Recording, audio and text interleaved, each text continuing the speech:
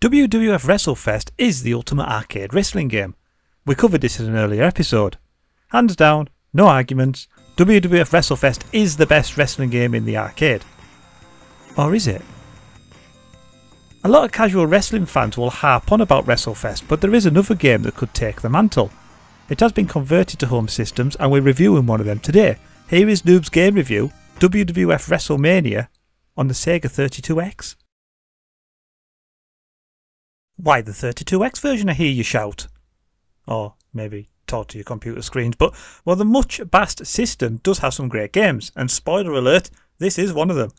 And yes, I could have picked the Super Nintendo, the Mega Drive, or even the original port, but in true NGR fashion, let's go a little bit left field and review the stepchild of the franchise.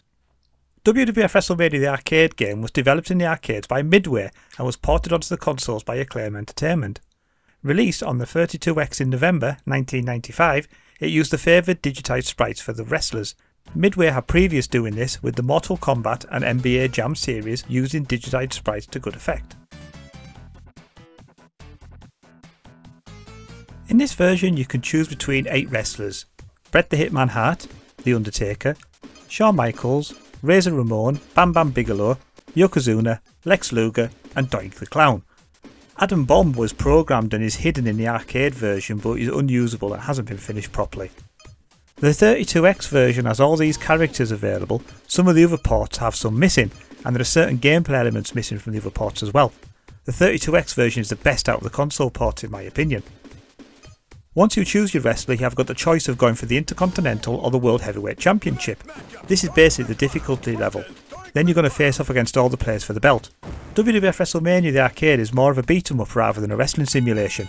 The players' moves are more exaggerated and the special moves are all completed doing a series of button presses. All the wrestlers have different moves and different combinations. This gives the game a different angle to other wrestling games. You pick up and choose who you feel more comfortable with. One of my favourites, Razor Ramon for example, I couldn't get very far using him, but if I picked Doink the Clown, I did a lot better.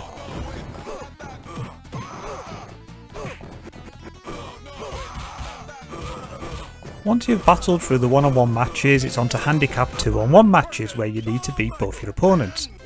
Once these are out the way, the final match is a 3-on-1 battle. A quick hint here is just lots of hit and move, that's the best way to defeat them I think. The bouts are 2 out of 3 falls, basically the usual beat 'em up scoring method, and the moves eventually come naturally. Using the Genesis 32X pad with its 3 buttons it worked like a charm. A button punches, C button kicks and B blocks. Pressing A and C makes your wrestler run, A and B and C together does standard special moves. You can also climb to the top rope for a high risk attack and you win by pinning your opponent after they are down. The cartoony action and unique bouts make this game very memorable. Wrestlers pull out razors, electric buzzers and tombstones all out of thin air and batter their opponents.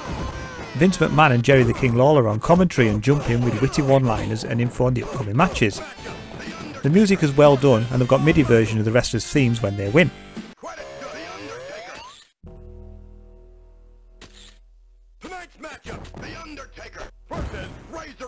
Once you get over the limited gameplay choices, it's a 1 or 2 player versus the computer or each other, and a short tournament mode, and look at this as a beat 'em up game rather than a wrestling game, you will start to appreciate it better.